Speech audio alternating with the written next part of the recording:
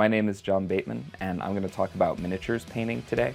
I started when I was 12, but I took a break for a long time through college and then picked the hobby back up again in 2018. And so at this point I've been painting for about 6 years, and I think I've improved a little bit over that time.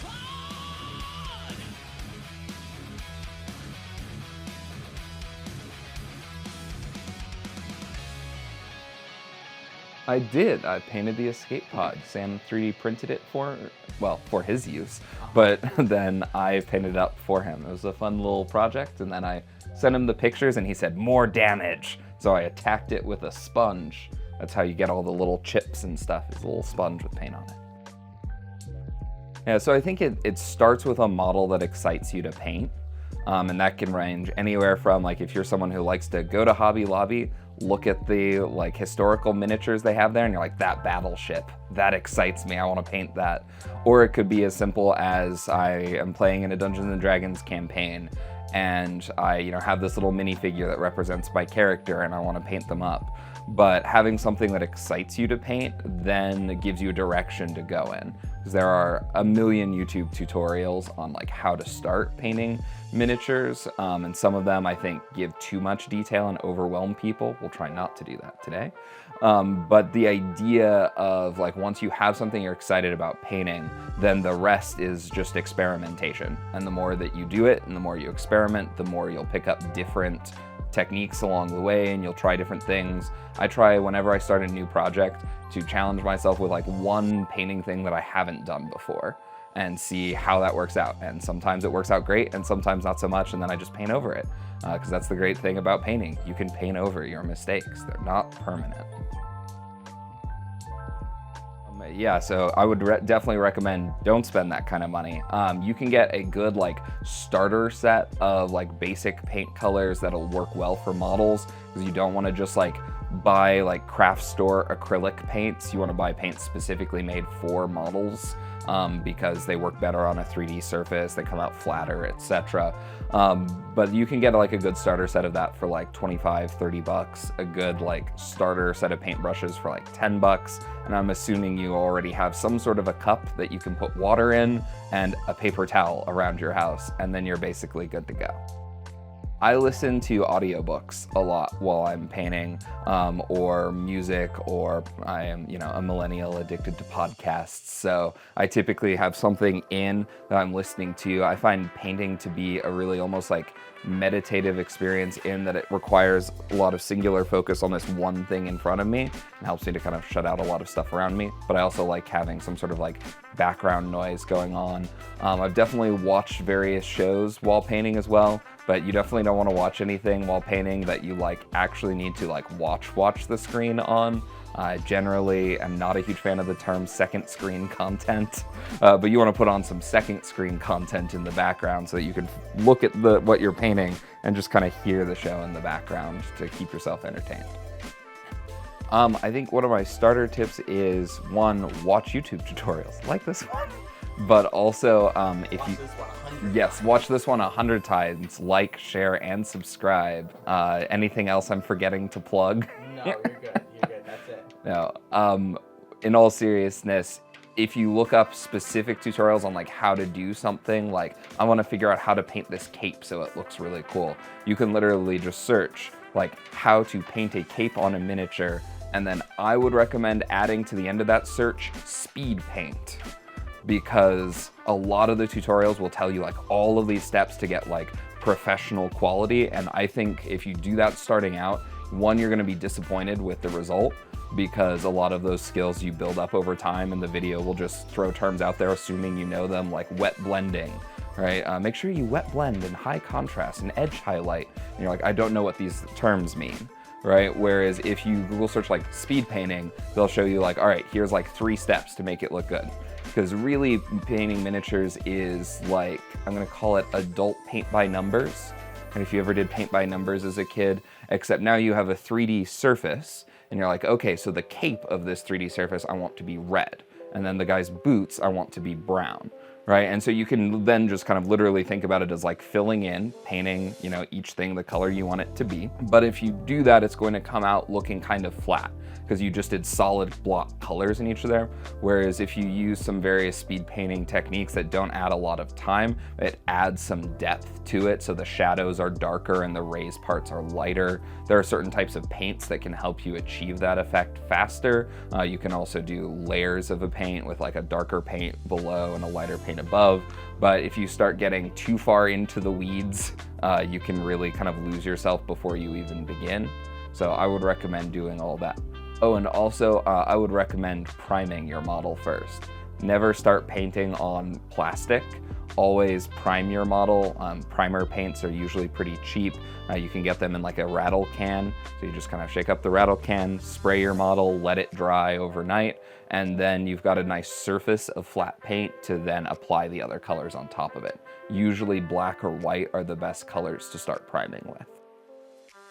So at this point, I don't use the rattle can to spray prime anymore. I have an airbrush. That's kind of, I think, like a next step after you've been painting for a little bit. One of the nice things about airbrushes is it lets you prime no matter what the weather is outside. I used to have to wait for it to be low humidity and over 45 degrees in order, and below 90 degrees. there's a range in order to spray prime outside and have the results like turn out well, instead of glooping up too much on your model or running off of it. But now with the airbrush, I can get a lot more consistent base coat. And then from there, I usually paint the darker colors first, because then if I mess up later with one of the lighter colors and actually accidentally hit one of the darker areas with a lighter color, it's a lot easier to cover up a lighter color with a darker color than it is to cover up a darker color with a lighter color. So I typically build up from the darker colors to the lighter colors so that way when I mess up, because yes, I do sometimes hit the wrong part of the miniature with my brush, that then I can go back and fix it really easily instead of it being like oh no, I've just ruined all this work that I did. Usually once it's painted, I call it done. At that point, you can use varnish over it. Usually matte varnish is going to be your best bet. And that's just gonna mean when you pick up your model over the years with your fingers, your finger oils won't start rubbing off the paints, which is useful. My goal is eventually to varnish more of my stuff, but you have to make sure that you're really ventilating well if you're using a spray varnish. Probably better to do that outside, or if you're using a hand brush varnish to make sure it comes out flat. I find varnishing to be a bit of a pain, so a lot of times I do skip it. But if you really want to make sure that your models are like protected, particularly if you're gonna then like put them all into like a bucket together so they're bouncing up against each other, models will chip the paint off of each other. So varnish is a useful step for that. One of my kind of workarounds so I don't have to varnish things as much is I put a magnet on the underside of my model, and then I just get like a cake pan from the store and I store my models in cake pans. You can get cake pans with lids and then stack them up on a shelf, but it means that none of the models will bounce up against one another, and therefore they're less likely to have the paint chip off of them. Yeah, so my personal philosophy is that each model that you paint is a time capsule of your skill as a painter at that point. So if you look at a model and you're just completely unhappy with it, like the instant it's done, maybe go back and make some changes. But if you like finish it and you're feeling good about it, and then you look back in 3 months and you're like, I could have done better. Like, I think at that point, it's better to leave the model, like not to go back and try to repaint it, because you will get better over time. But I really like being able to go back and look at some of my earlier models and look at some of the ways that I've improved since then. I get a lot of sense of like fulfillment out of that being able to just visually see how I've grown. So my policy is I never go back and repaint a model once I declare it done. When it's done, and then I get to see over time how I've grown.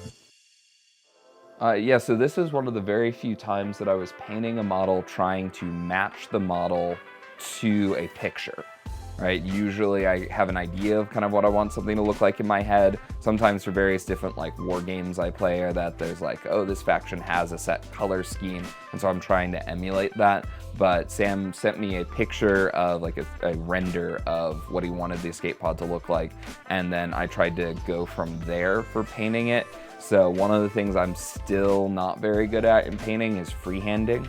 So that's where you're painting on detail that isn't there in the model itself, right? So again, it's a lot easier for me if the model already has like a raised ridge to then highlight that ridge. It's a lot harder to give the impression that there's a ridge there.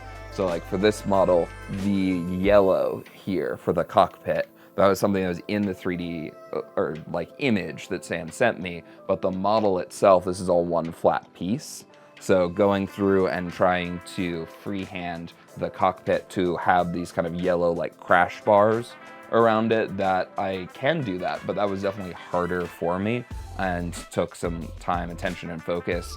And then on the sides of the model, there's like the logo that's blue and yellow and is in a rectangle. And again, that's just freehanded on there. So for that one, I literally took a 3x5 note card and a pencil and lightly use the 3x5 note card almost like a ruler, but a more flexible ruler, to draw out the rectangles and make sure all the lines were straight. So that way when I went to actually paint each color, again, it was more like painting inside the lines rather than trying to like start from scratch and make the rectangles actually have right-angled corners. It's remarkably hard to freehand right-angled corners until you've practiced it a bit.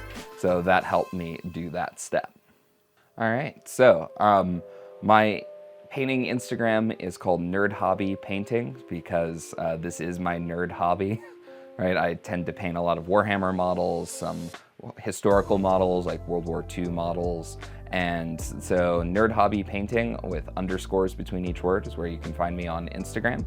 Thanks for watching, everybody.